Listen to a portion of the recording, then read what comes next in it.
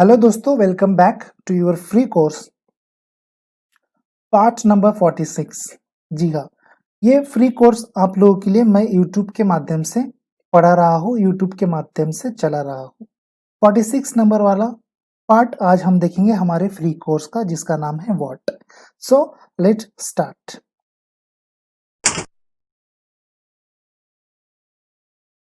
226 number के question से start करते हैं। What is a endowment fund? Endowment fund होता क्या है, तो चलिए देख लेते हैं आंसर में। Endowment fund is the arises from a bequest or a gift, the income of which is devoted for a specific purpose. Hence, it is a capital receipt and show on the liabilities side of the balance sheet as an item of a specific purpose fund. जी हाँ दोस्तों, ये endowment fund हमारी liability होती है। क्यों liability होती है मैं आपको यहाँ पर बताता हूँ।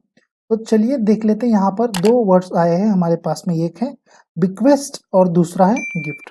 जी हाँ दोस्तों, हमने अभी अभी लेगेसीज देखे हैं लास्ट वीडियोस में। अगर आप लोगों ने हम लोगों को कंटिन्यू देखा है तो आपको मालूम होगा, लेगेसीज जब मैं पढ़ा रहा था तब मैंने हमारे दादाजी का एग्जाम्पल आपको दिया था। दादाजी के पास में अगर कुछ वसीयत है और वो चाहते हैं मेरे नाम के ऊपर करना, तो वो अगर मेरे नाम के ऊपर हो गई, मुझे बिल्कुल उसके बारे में पता भी नहीं चला, तो वो मेरे लिए कहलाएगी एज एन बिक्वेस्ट। क्या कहलाएगी? As an bequest. और इससे जो मुझे फंड अराइजेस होगा उसको हम कहेंगे एंडोमेंट फंड। जी हाँ दोस्तों, उसको हम क्या कहेंगे? Endowment fund. या फिर मुझे कहीं से अननोन पर्सन से, अननोन ऑर्गेनाइजेशन से अचानक फटा पोस्टर निकला हीरो की तरह गिफ्ट मिल गया, तो भाई वो भी कहलाएगा मेरा endowment fund. But endowment fund ये तभी कहलाएंगे दोनों चीजें जब इसका purpose as an devoted for a specific purpose होना चाहिए। जी हाँ, उसका पर्पस कैसा होना चाहिए? एज एन डिवोटेड होना चाहिए, एक निष्ठ होना चाहिए, जिसको हम कहेंगे फॉर अ स्पेसिफिक पर्पस के लिए। वो खुद के लिए नहीं यूज करने वाला वो चीज। एक बात तो ये और ध्यान में रखें, वो दूसरों के लिए यूज करेगा, that should be considered as and devoted for a specific purpose. Hence, it is a capital receipt. इस वजह से शायद इसको कहते हैं capital receipt. And it is shown in the liability side of the balance sheet. और इसको हम शो करते हैं बैलेंस शीट में, लाइबिलिटी साइड में, बिकॉज इसको हमें देना है बेटा, रखना नहीं है खुद के पास में। ये एज एन डिवोटेड ट्रांसफर होती रहती है। Balance sheet as an item of a specific purpose fund. Balance sheet में हम इसको एज एन ट्रीट करते हैं स्पेसिफिक पर्पस फंड के तरीके से। होप सो आपको एंडोमेंट फंड ठीक से मैं समझा पाया हूँ। अगर हाँ तो एक सिंपल सा लाइक कर दे, अगर ना तो कमेंट जरूर कर दे कि एंडोमेंट फंड और आपके तरीके से क्या हो सकता है। तो चलिए दूसरे क्वेश्चन के ऊपर मूव ऑन करते हैं बिल्कुल फटाफट। 227 नंबर क्वेश्चन आपके सामने है। What is a payment of honorarium? जी हाँ दोस्तों, ऑनरियम पेमेंट होती क्या है? बट ऑनरियम पेमेंट देखने से पहले यदि आप हमारे चैनल के ऊपर नए हैं और अब तक आपने हमारे बाकी वीडियोस को नहीं देखा है, आपको यदि बाकी वीडियोस को देखने की इच्छा है या फिर आप देखना चाहते हैं, तो डिस्क्रिप्शन बॉक्स में हमने लिंक दे दी है, आप वहां पर जाकर बाकी वीडियोस को देख सकते हैं। देखने के बाद में अगर आपको अच्छा लगा तो प्लीज लाइक कीजिए। लाइक अगर आपने किया है तो अर्थात आप हमारे चैनल को सब्सक्राइब करने ही वाले हो। अगर सब्सक्राइब कर लेते हो तो आप हमसे जुड़ सकते हैं और ये फ्री वाला कोर्स डेली बेसिस के ऊपर देख सकते हैं। जी हाँ, बेसिस के ऊपर मतलब आपको कोई फीस नहीं देनी है। जी हाँ दोस्तों, बिल्कुल फ्री में ये कोर्स आप लोगों के लिए मैं लेके आया हूँ यूट्यूब के माध्यम से। होप सो आपको अच्छा लग रहा होगा। अगर हाँ तो एक सिंपल सा प्लीज मेरे लिए लाइक कर दे, ताकि मैं और मोटिवेट होकर आप लोगों के लिए और बेहतरीन वीडियोस आगे चलकर लेके आ सकूं। तो what is a payment of honorarium? ये एक पेमेंट होती है जो ऑनर के लिए दी जाती है, that should be called as an honorarium payment. जी हाँ दोस्तों, चलिए देख लेते हैं answer. It is the amount paid to the person who is not the regular employee of the institution. For example, payment of artist for giving a performance at a club. जी हाँ दोस्तों, जैसे ही मैंने आपको कहा कि ये ऑनर के लिए दी जाने वाली पेमेंट है, इसी वजह से हम इसको कहते हैं payment of honorarium. It is the amount paid to the person who is not the regular employ of the institution. मतलब एक इंस्टीट्यूशन है, जैसे मान लीजिए एक इंस्टीट्यूशन है हमारी, हमारी इंस्टीट्यूशन में अगर हमने गेस्ट लेक्चर ऑर्गेनाइज किया, कहा कि भाई तू कल का गेस्ट लेक्चर है, अच्छे से मस्त प्रिपेयर होकर हमारे सामने आ जा, मस्त एकदम अच्छे कपड़े टाई वाई लगा के परफ्यूम बिरफ्यूम मार के लेक्चर दे दे। भैया वो तो सामने खड़ा रह जाएगा मेरे दोस्तों, वो लेक्चर देगा, बट हमें मालूम है कि वो रेगुलर के दौरान क्या करता है, क्या नहीं करता है, क्या उंगलियां करता है, जैसे कि हिंदी में हम कहते हैं, तो भाई उसको हम गेस्ट लेक्चर मान नहीं पाएंगे, उसका गेस्ट लेक्चर हम एज एन कंसिडर नहीं कर पाएंगे। तो इस वजह से हम लोग क्या करते हैं कि जो हमारे एम्प्लॉयज है, हमारे एम्प्लॉयज को छोड़कर हम अगर बाहर का कोई व्यक्ति यदि बुलाते हैं, उसको एज एन गेस्ट उसका स्वागत करते हैं, उसका ऑनर करते हैं, तब उसको हम उसके गेस्ट लेक्चर के बाद में जो पेमेंट करते हैं that should be called as payment of honorarium. आपको बेहतरीन तरीके से शायद मैं समझा पाया हूँ, अगर यदि हाँ तो एक प्लीज मेरे लिए लाइक कर दे दोस्तों। For example payment of artist for giving a performance at A club, या फिर अगर कोई आर्टिस्ट है उसको हमने परफॉर्म करने के लिए बुलाया है, हमने अगर बड़ा सा एक कोई फंक्शन ऑर्गेनाइज किया है तब उसको बुलाया हमने एज एन सिंगर, लोगों को हम जैसे बुलाते हैं तब उन लोगों को हम पेमेंट नहीं देते हैं, उन लोगों को हम जो चीज देते हैं उसको कहते हैं ऑनरियम, और वो ऑनरियम को हम पेमेंट ऑफ ऑनरियम कहते हैं दोस्तों। ये बात मेरी हमेशा आप ध्यान में रखिए। चलिए मूव ऑन करते हैं नेक्स्ट नंबर क्वेश्चन के ऊपर। रुक जा भाई। 220 number question, what is a miscellaneous receipt? जी हाँ, मिसलेनियस रिसिप्ट होता कहाँ पर है, आप हमें कमेंट करके बताएं। जी बिल्कुल कमेंट कीजिए। कमेंट आप अगर नहीं करते हो तो मुझे नहीं पता चलता कि मैं कहाँ पर मिस्टेक्स कर रहा हूँ और मुझे कहाँ पर और ज्यादा सुधार लेके आना है आप लोगों के लिए। मेरी तो भाई तहे दिल से इच्छा है कि मैं और ज्यादा वीडियोस आप लोगों के लिए लेके आऊँ। What is a miscellaneous receipt? तो चलिए देख लेते हैं अब। Miscellaneous receipt, also known as accounts receivable receipts. Miscellaneous receipt means payments allocable to initial or duplicate titling and registration, sales, uses, property or other taxes including sales tax, discounts or a trade in credits into the bracket which except to the extent include in the capitalized cost of the leased vehicle and include in the monthly rental payment shall be collected by the server and remitted to the applicable governmental authorities or used to reimburse the servicer for payment of such amounts in accordance with the credit and collections policies. Oh my god, मुझे खुद भी नहीं पता था कि भाई इतना बड़ा आंसर मिसलेनियस रिसिप्ट का हो सकता है। हम लोग उसको जस्ट एज एन मिसलेनियस करके रिसिप्ट कर देते हैं। जी हाँ दोस्तों, कहाँ पर करते हैं आप हमें प्लीज कमेंट कीजिए। तो मिसलेनियस रिसिप्ट होता क्या है, इसको हम और क्या कहते हैं? Miscellaneous receipt also known as account receivable receipt. जी हाँ, मिसलेनियस रिसिप्ट को मैंने इतनी गौर से कभी नहीं देखा है जितनी गौर से आज देख रहा हूँ।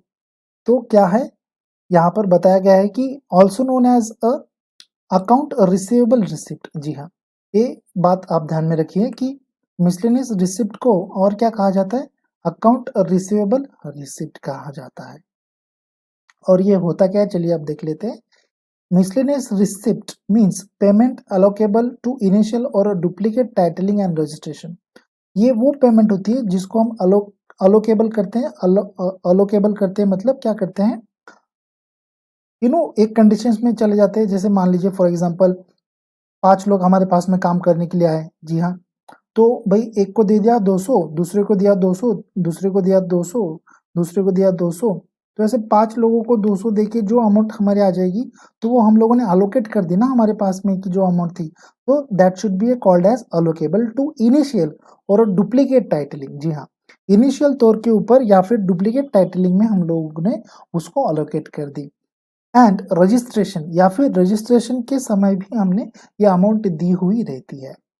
देखिए सेल्स के समय भी हम कुछ मिसलेनियस रिसिप्ट ले पाते हैं। यूजेस करते समय हमारे पास में अगर फिक्स्ड एसेट है तब हम उसको यूज कर रहे हैं, प्रॉपर्टी है उसको अगर हम यूज कर रहे हैं, तो ये सारी चीजें अगर कहाँ पर आ जाती है तो भाई वो मिसलेनियस रिसिप्ट में आ जाती है। मिसलेनियस रिसिप्ट जैसे मान लीजिए कि रिकरिंग अकाउंट कैसे होता है वैसे ही मिसलेनियस रिसिप्ट भी होती है दोस्तों। और other taxes including sales tax, discount और ट्रेड इन क्रेडिट्स, या फिर अदर टैक्सेस भी हो सकते हैं इसमें, सेल्स टैक्स भी हो सकता है, discount on trade in credit भी हो सकते हैं। इनटू द ब्रैकेट, अब जो ये ब्रैकेट है ये बहुत ही बड़ा है। विच एक्सेप्ट, अभी इसमें ये सारी जो चीजें मैंने अभी यहाँ पर बताई, sales uses, property, other taxes, sales tax, discount on trade in credits, इसमें एक्सेप्ट करके क्या है, इनको छोड़कर, जी हाँ, to the extent include in the capitalize cost of the leased vehicle, जी हाँ, इसमें एक्सटेंड कर कर छोड़कर, एक्सेप्ट तो पहले तो छोड़कर एक्सटेंड अगर करेंगे, एक्सटेंड इंक्लूड, और अगर ज्यादा इंक्लूड करना चाहे तो क्या इंक्लूड कर सकते हैं मिसलेनियस रिसिप्ट में, capitalize cost of the leased vehicle, जी हाँ दोस्तों, देखिए कैपिटलाइज कॉस्ट होगी अगर लीज्ड व्हीकल की, तो वो भी मिसलेनियस रिसिप्ट हमारी आ जाती है। एंड इंक्लूडेड एक्सेप्ट, जी हाँ छोड़ के कहा है यहाँ पर, जी हाँ छोड़ के कहा है, वो आती नहीं है जी, ये बात ध्यान में रखिए, सो सॉरी अबाउट दैट, मैंने कहा कि वो आ जाती है, यहाँ पर कहा है except, this amount should be not consider as an miscellaneous receipt दोस्तों। And included in monthly rental payments shall be collected by the server and remitted to applicable governmental authorities or used to reimburse the servicer for a payment of such amounts in accordance with the credit and collections policies। Oh my God, पूरा सिर हिल गया मेरा तो। देखिए, and included in monthly rental payments, जी हाँ, monthly rental payments भी इसमें इंक्लूड आ जाती है एक्सेप्ट के लिए, जी हाँ छोड़ने के लिए, वो मिसलेनियस रिसिप्ट नहीं है भैया। शैल be collected by the server, वो अगर कलेक्टेड है सर्वर से, and remitted applicable governmental authorities, या फिर वो रेमिटेड है, जी हाँ कहाँ पर, एप्लीकेबल गवर्नमेंटल ऑथोरिटी के जरिए, जैसे म्यूनसिपैलिटीज होती है कि नहीं, वैसे म्यूनसिपैलिटीज के ऊपर का जो टैक्स होता है, हम लोग जो टैक्स पे करते हैं, तो this should be not called as a miscellaneous receipt tax. और use to reimburse the servicer, या फिर हमने कोई सर्विस यूज की है उसको रीएम्बर्स किया है, ऐसी कोई भी अमाउंट हमारी मिसलेनियस रिसिप्ट में नहीं आएगी। For a payment of such amounts in accordance with the credit and collections policy, जी हाँ जैसे मैंने अभी कहा कि ऐसी कोई भी पेमेंट, ऐसी कोई भी रिसिप्ट हमारी मिसलेनियस रिसिप्ट में नहीं आएगी। आई होप सो आपको मैं मिसलेनियस रिसिप्ट ठीक से समझा पाया हूँ। अगर सिंपल सी भाषा में आपके पास में इसकी टर्मिनोलॉजी है, इसकी कंसेप्ट है, ये होती क्या है, अब अगर आप बताना चाहते हैं मिसलेनियस रिसिप्ट, तो प्लीज मुझे कमेंट कीजिए ताकि मैं नेक्स्ट टाइम यहाँ पर इसको बदलाव करके ला सकूं, और मैं आपके नाम भी यहाँ पर लाऊंगा दोस्तों। यदि अगर आपने कहा कि मिसलेनियस रिसिप्ट ये होती है, तो मैं आपका यहाँ पर अच्छे से नाम लाऊंगा, कहूंगा कि हमें आंसर इन्होंने दिया है और ये मिसलेनियस रिसिप्ट होती है। प्लीज कमेंट कीजिए ताकि मैं और इम्प्रूव हो सकूं और आप लोगों को अच्छी तरीके से पढ़ा पाऊं। चलिए नेक्स्ट मूव ऑन करते हैं क्वेश्चन के ऊपर। 229 number question, what is a convenience charges. उसके नाम से ही हमें पता चल रहा है कि जो चार्ज कन्वेंट के लिए दिया जाता है उसी को हम कहते हैं कन्वीनियंस चार्ज। बट फिर भी हम आंसर देख लेते हैं अभी। This is the charge for transportation to one place to another given by company to his employ और स्टाफ। जी जैसे ही मैंने कहा, जो कन्वेंस के लिए दिया जाता है वो चार्ज को हम कहते हैं कन्वीनियंस चार्ज। अब देखिए यहाँ पर एक वर्ड इंक्लूड हुआ है, वो है transportation. This is the charge for transportation to one place to another place. जी हाँ, एक जगह से दूसरी जगह पर जाने के लिए दिया जाता है। कौन देता है? Given by company to his employ. किसको देती है? अपने एम्प्लॉय को देती है, अपने स्टाफ को देती है, और इसको हम कंसिडर करते हैं this is as a convenience charges. Hope so guys आपको अच्छे लग रहे हैं वीडियोस के क्वेश्चंस। अगर हाँ तो एक सिंपल सा लाइक जरूर कर दे। 230 नंबर वाला क्वेश्चन हम अभी देख रहे हैं। What is a subscription for periodicals. O my God, periodical एक अलग फंडा हो जाता है, सब्सक्रिप्शन से एक अलग फंडा हो जाता है, बट दोनों फंडे को अगर हम एक फंडे में जोड़ दे तो ये हो जाएगी सब्सक्रिप्शंस फॉर पीरियडिकल्स।